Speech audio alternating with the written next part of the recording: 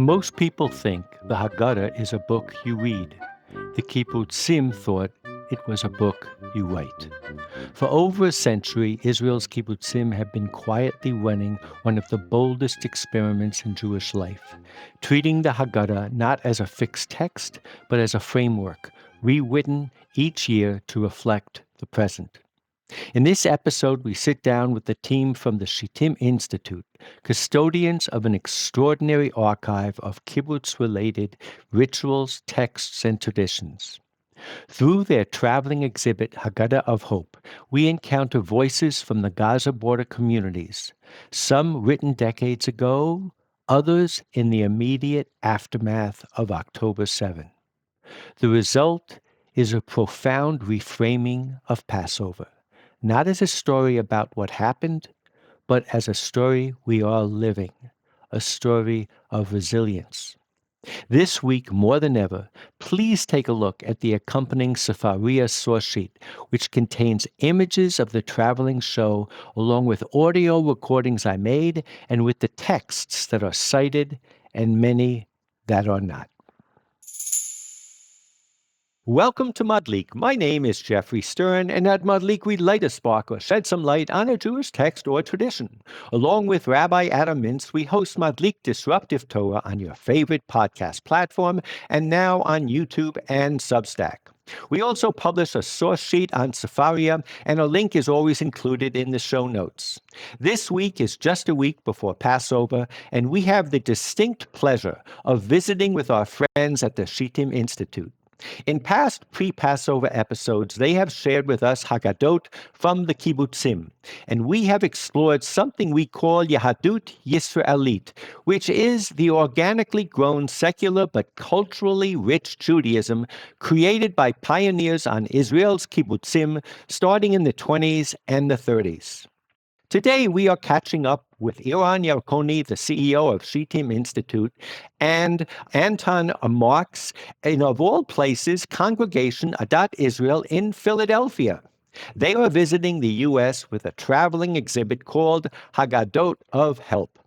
The exhibit emerges from the cultural and spiritual world of the Gaza border kibbutzim, deeply affected by October 7.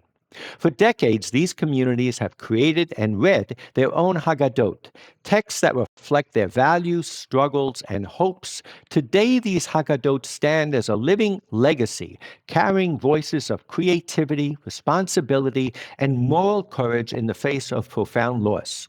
Bringing them to the U.S. is an act of connection, linking Israeli and North American communities through shared memory, ritual, and story. At its heart, this is an invitation to reflect together on what it means to be Jewish right now, which stories we choose to tell, and how we carry them forward across oceans, across differences, and toward a shared visit. This is our first live visit to an exhibit, and although we will try our best to describe everything we see, we encourage you, our listeners, to watch this on YouTube and Spotify. So, Eran and Anton, it is an absolute pleasure for me to be here with you today. I visited in Israel, and now you are in Philadelphia, the city of liberty for America, and you are bringing us the hope of the Haggadot. Welcome to America. Thank you. Thanks for having us. Thank you very much. So tell us. I just walked into the show, and I'm seeing my old friends. Tell me about the exhibit. So we've got this incredible exhibit, as you say, Haggadah of Hope, Stories of Freedom from the Gaza border kibbutzim, which includes excerpts. We've got here a map of the kibbutzim on the Gaza border. We've got 17 kibbutzim here, whose Haggadot are represented in this exhibition.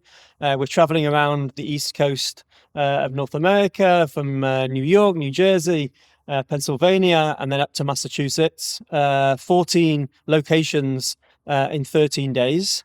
And we're happy to be here to share this amazing treasure trove of excerpts of Haggadot from these kibbutzim. The kibbutzim, most of these kibbutzim were established in the 1940s, 1950s.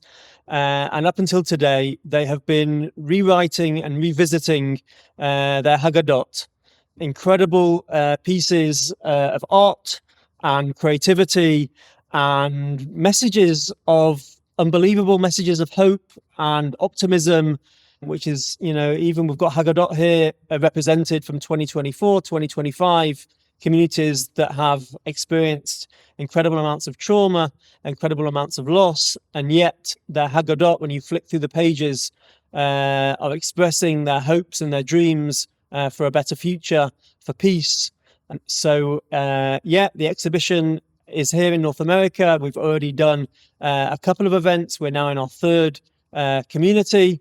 The response so far has been fantastic. And we'd like to share some of the excerpts with your listeners.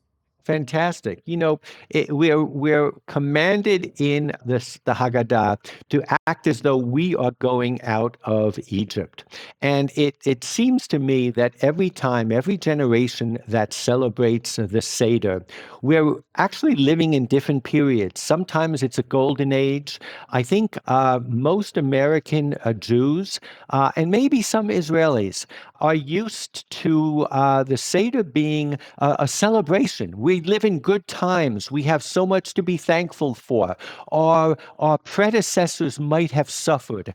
And you can say sometimes we forget that for many of our forefathers, whether in the 20s and 30s and 40s in Israel or in 2,000 years of Jewish history, Passover was a tough time. It was a Leil Shumurim.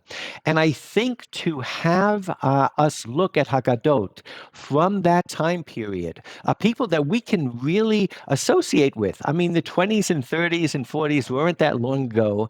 We can still see kibbutzim in Israel. The message has to be so powerful. I was wondering before we begin, if you could just tell our listeners a little bit about Shittim and how it is that your institute, has access to these Haggadot. Tell us about the amazing trove, the amazing archive of Haggadot, but also in general, the daily rituals and communal cultural events and texts of the kibbutz movement.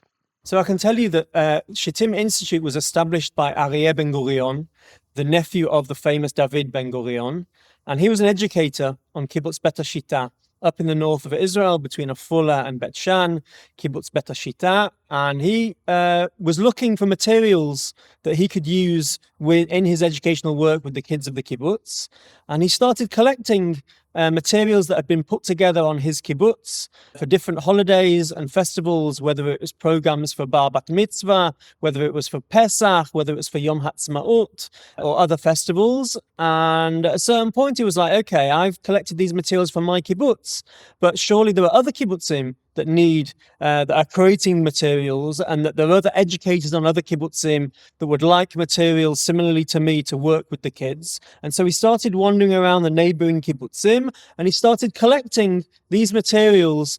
And first of all, he put them in a milk crate underneath his bed. And eventually that milk crate wasn't big enough, and he was given a room on the kibbutz, and he filled the room with materials from the kibbutzim. And eventually today, what we have all these years later is the archive. It's a nationally, officially recognized archive with over 1 million pieces from all of the kibbutzim, around about 250 kibbutzim from all over the country. And it's catalogued according to theme, according to festival, according to holiday, according to life cycle event.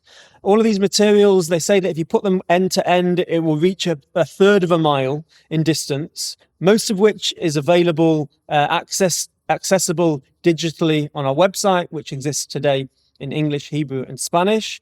And around the archive, it's an educational center where we run programs for school principals, for teachers, and programs all over the country in Israel, bringing these materials to life because they are educational materials.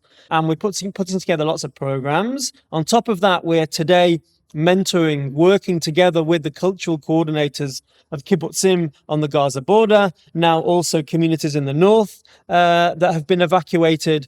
And that's all part of our work to make these materials accessible and to delve into the content here, because it's absolutely incredible stuff. And Israeli society is looking for inspiration and materials for which to use during our holiday celebrations. And now for the first time, we've crossed the pond and we're here in North America in order to bring these materials to a new audience that we feel can benefit from seeing this 100-year creativity of kibbutz Judaism. You whetted our interest, so please show us around the show or take us to a sample of what the Haggadah that the kibbutz created is unique and how it has a unique message for us. So you asked for example. So let's start with the main idea or the main unique approach that the kibbutzim developed for the Haggadah.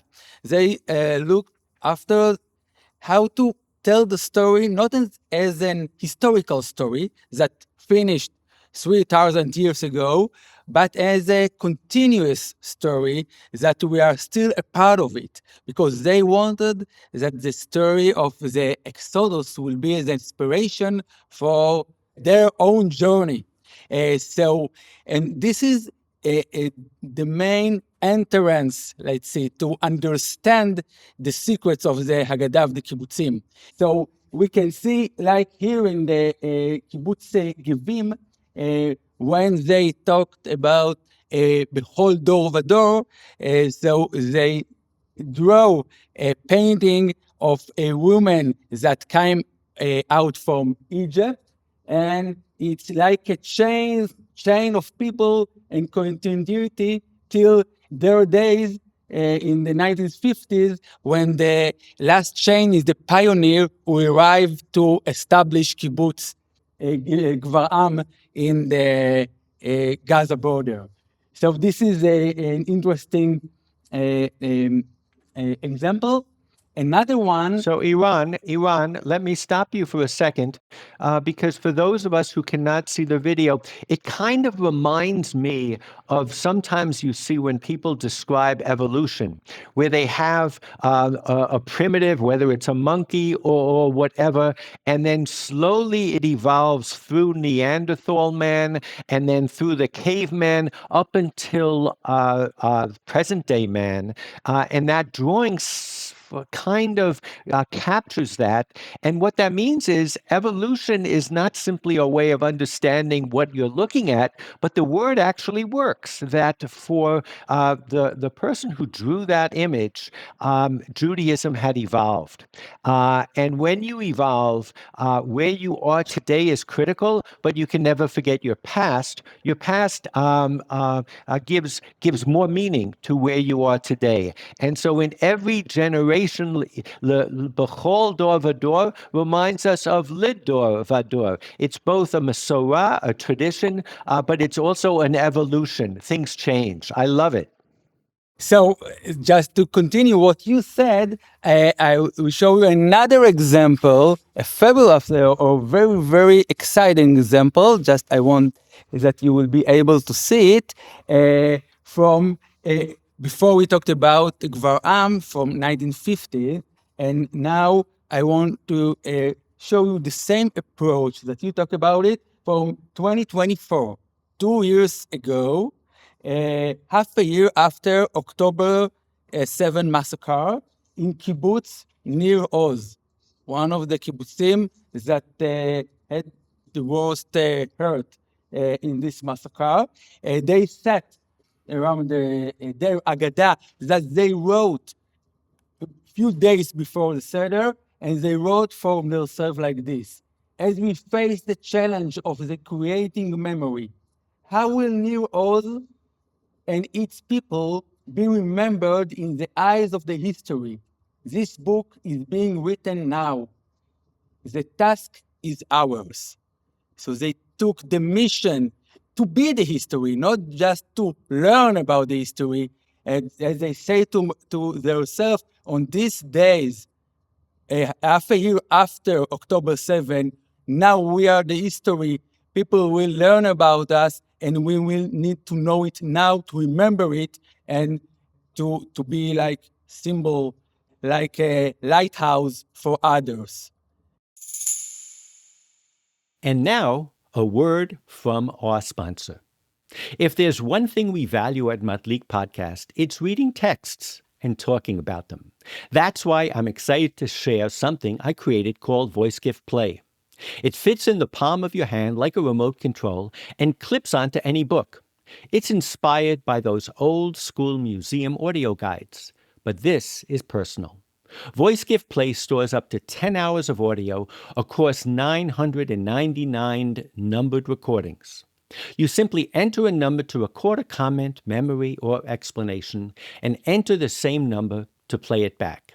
It's perfect for B'nai Mitzvah practicing their laning, capturing Grandpa's favorite tune, or recording Chad Gad Yar in a voice that matters.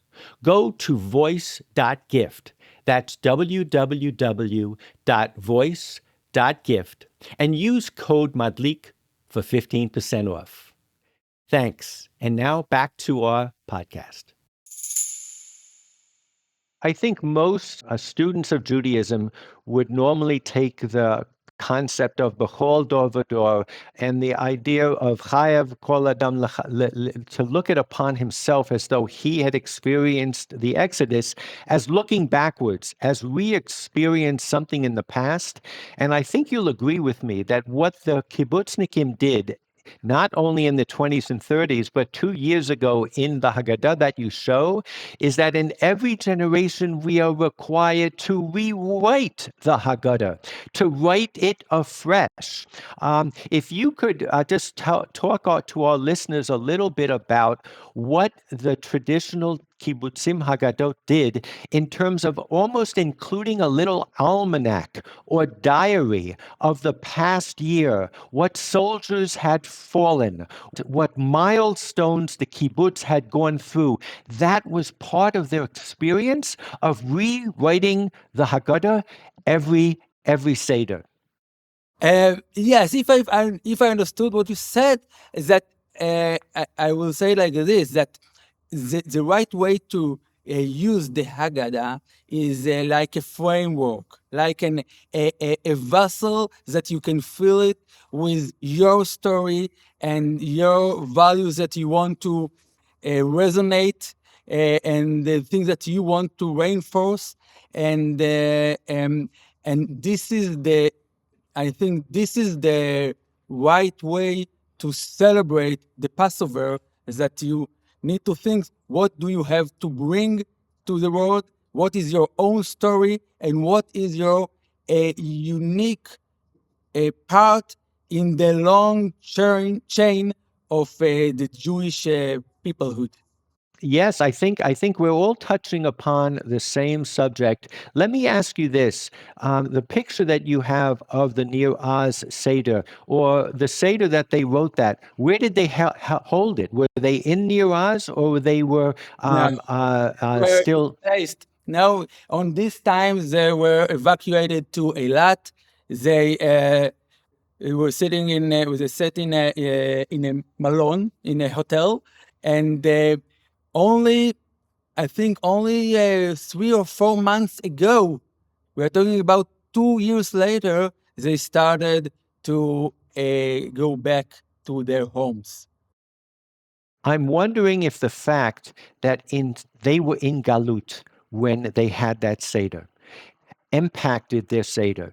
We in the real Galut are used to sitting here and saying B'Shana Haba B'Yerushalayim. But I wonder if it entered into their Seder B'Shana Haba B'Nir Oz. So I will ask Anton now to take you to another board with a blessing of Kibbutz Nirim next to Nir Oz in the same region council that they were evacuated to Be'er Sheva, and let's see their Haggadah. Fantastic.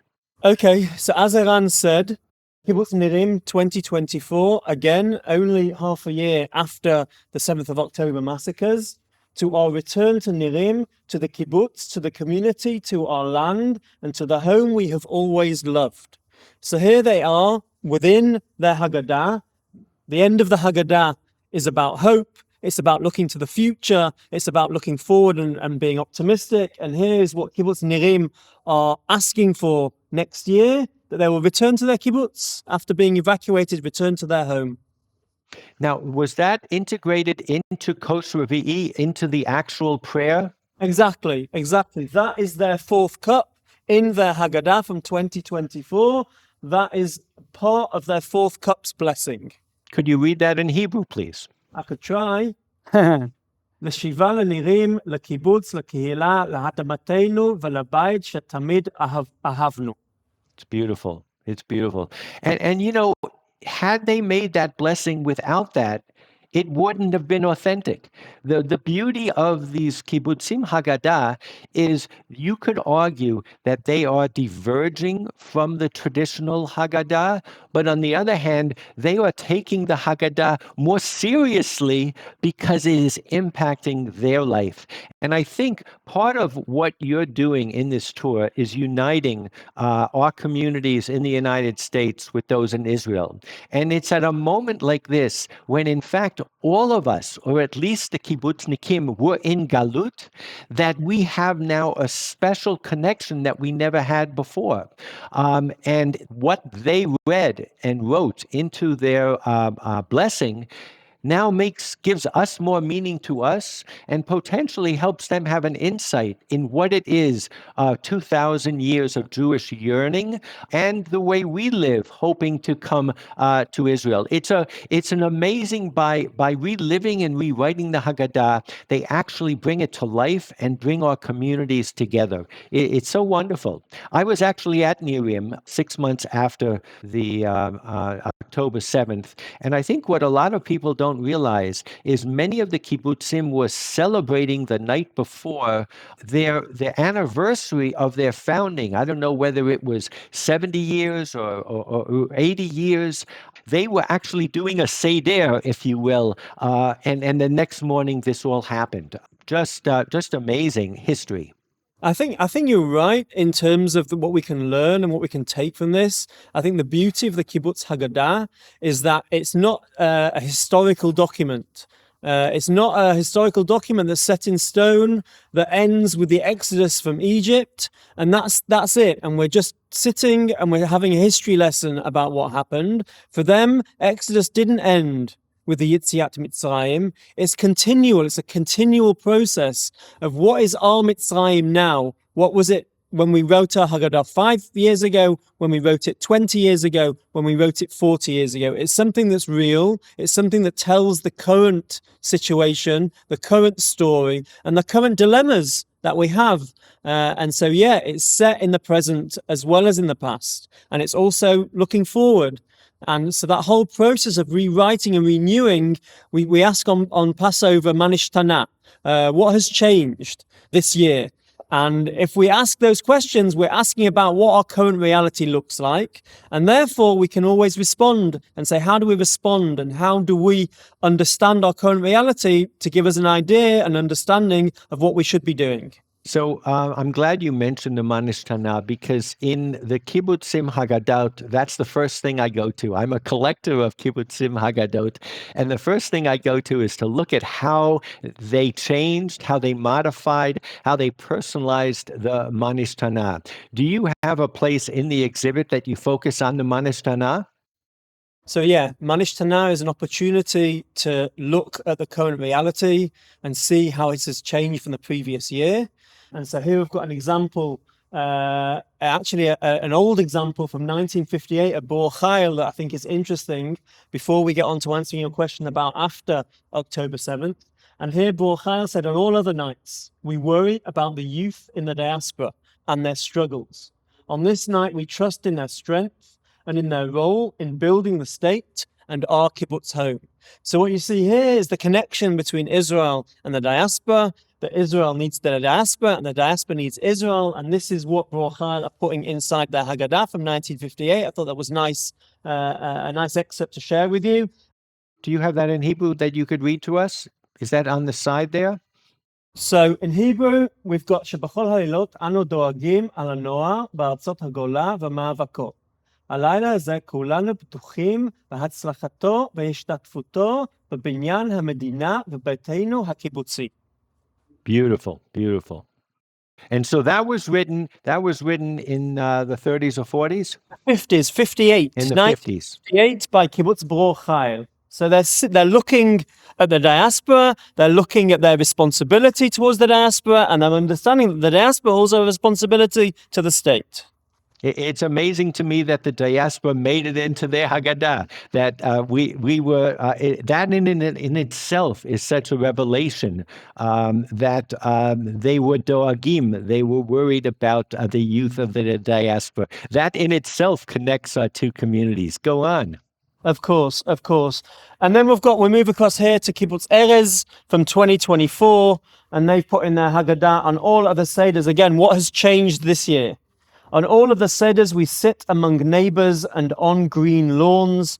On this night, we are displaced. Kibbutz Erez, displaced from their kibbutz, and they couldn't be in their home in Erez, so they put into their Haggadah their longing to go home. Amazing. Yeah.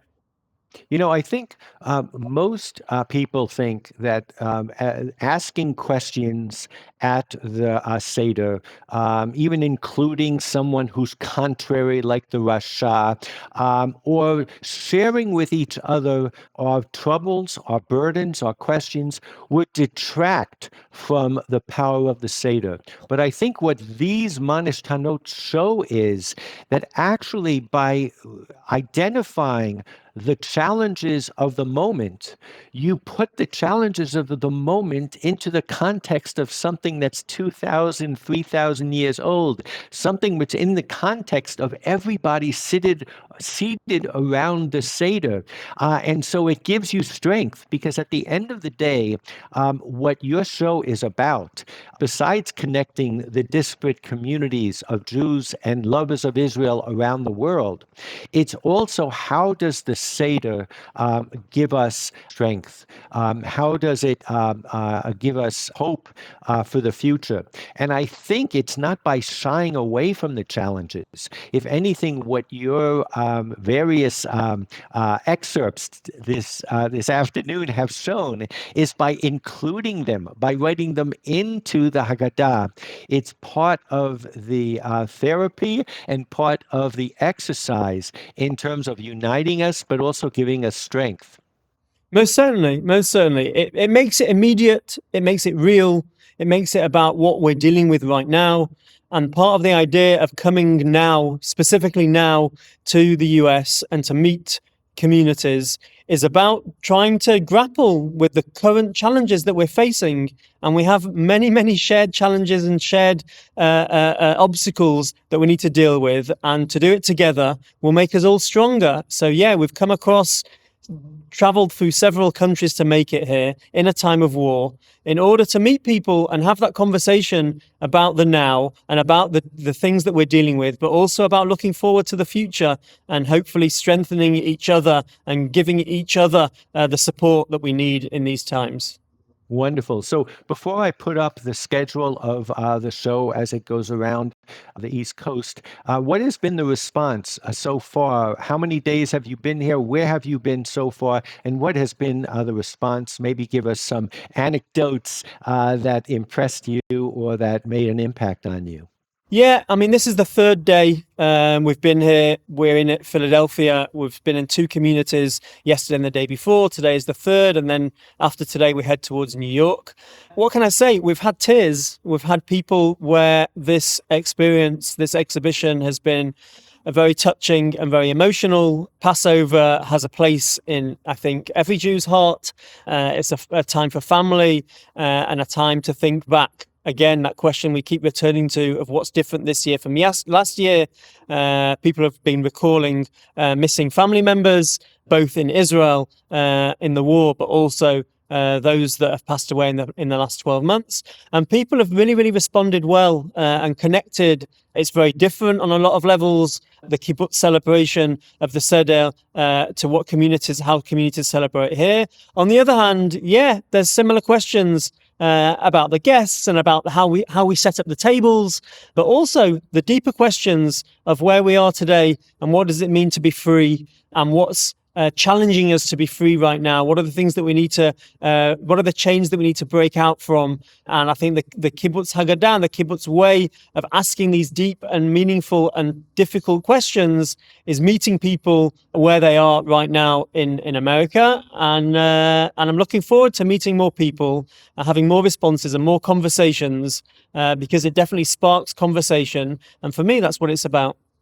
It's so wonderful. So I have the schedule up. We will typically publish next week, but you will be in New Jersey up until the 26th. You're going to be at Golda Ark Academy, and then in Massachusetts at the end of the month.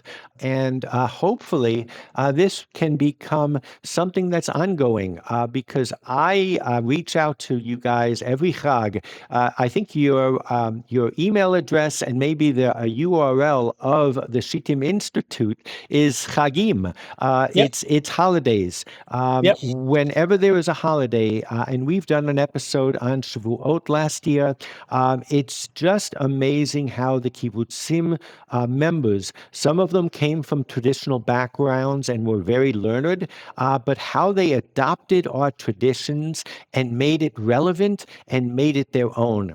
And I think as we all try to cope with the challenges that we're facing and that we will face for many years to come, I think that what the Shittim Institute has is going to be an amazing resource for us to cope and to be inspired to create our own responses in our own ways. So I love what you've done, and I encourage all of our listeners to visit Shittim when you go to Israel, and to make it your business to learn more about the kibbutz Haggadot, the kibbutz Yahadut Yisraelit, unique blend of Judaism. And I want to thank you, Anton and Eran, for taking the time. I know you have to pack up and go to New York to spend some time with us. And I might even see you tomorrow in New York. But thank you so much, and take this opportunity to wish you a Chag Sameach, a spring full of growth and hope for all of us. Thank you so much. Thank you, Jeffrey. To you and your listeners too, Chag Pesach Sameach.